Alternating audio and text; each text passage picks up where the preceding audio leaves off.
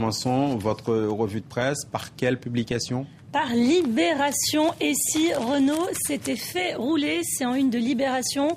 2 mois après le licenciement de 3 cadres soupçonnés d'espionnage industriel, vous vous rappelez, Philomé, de cette histoire, l'entreprise reconnaît que les preuves manque. Et l'entreprise, c'est le numéro 2 de Renault qui est en une du Figaro aujourd'hui. Vous voyez Patrick Pellata. Il n'exclut plus la thèse de la manipulation. Alors, dans une interview très intéressante, on apprend notamment que Patrick Pellata nous dit, dans l'hypothèse avérée, si l'hypothèse était avérée de la thèse de la manipulation, nous proposerons la réintégration des 3 cadres licenciés. Dans tous les cas, Renault sera très attentif à réparer toute injustice.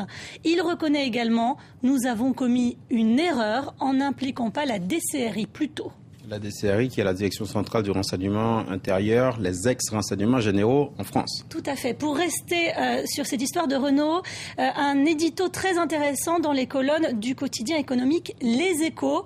L'édito est titré « Renault, retour de bâton ». Alors la thèse de l'éditorialiste, c'est que le management du constructeur se trouvera durablement affaibli. À long terme, quelles que soient les conclusions de l'enquête, cette affaire ne devrait guère avoir d'impact sur les ventes de Renault, mais le management se trouvera durablement affaibli. Or, une entreprise a ceci de commun avec une armée. Pour avancer, elle doit faire confiance à ses chefs. Affaire à suivre. Tout à fait autre chose. Est-ce le bon moment pour acheter en France ? C'est la question que se pose le Parisien. Exactement. Le Parisien, est-il encore temps d'acheter ? Le Parisien qui rappelle que les prix de l'immobilier ancien à Paris intramuros ont bondi de 17,5% en un an. Le journal donne des tuyaux pour acheter. Où se trouvent les biens abordables dans l'Hexagone ? Toujours à la une d'Aujourd'hui en France, qui m'intéresse particulièrement, c'est cette photo où on voit Nicolas Sarkozy se recueillir à Puy-en-Velay. Puy-en-Velay, c'est une ville en France qui est une étape du chemin de Saint-Jacques-de-Compostelle. Nicolas Sarkozy défend l'héritage chrétien de la France, nous dit Aujourd'hui en France.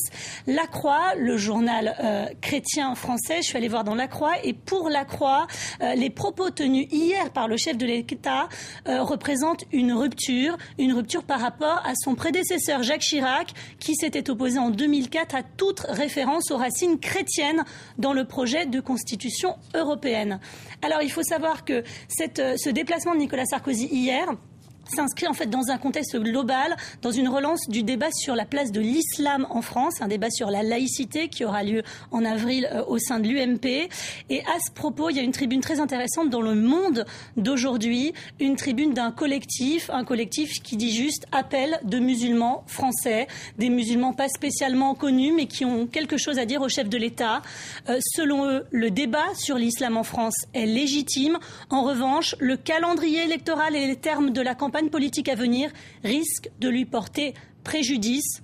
Il conclut « Nous voulons rappeler à ceux qui en douteraient encore que la fidélité des musulmans à leur religion ne les empêche nullement d'être pleinement attachés au principe de la laïcité. » À noter sur le même sujet, Lise, que la nouvelle patronne du Front National, Marine Le Pen, s'est réjouie qu'enfin, je cite, Nicolas Sarkozy reconnaisse les racines chrétiennes de la France, mais pour des raisons électoralistes, a dit Marine Le Pen. Autre chose, ce grand reportage d'un Libération qui vous a particulièrement intéressé. Oui, c'est un grand reportage sur Gaza. Alors on parle beaucoup du réveil du monde arabe, de ces jeunes qui appellent sur Facebook à se rassembler pour crier leur colère et demander plus de liberté.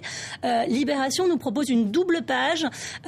Ils sont allés à la rencontre de plusieurs jeunes de Gaza qui essayent de percer la chape de plomb du Hamas, notamment une blogueuse de 29 ans, Asma Al-Ghoul. Elle raconte qu'elle s'est déjà fait tabasser le mois dernier par la police du Hamas pour avoir manifesté, mais elle continue à penser qu'il faut se mobiliser et elle sera notamment au rassemblement du 15 mars, place du soldat inconnu à Gaza. Le mot d'ordre est lancé sur Facebook. Alors ce qui est intéressant dans cet article, en lisant cet article, on se dit qu'il y a le double jeu du Hamas.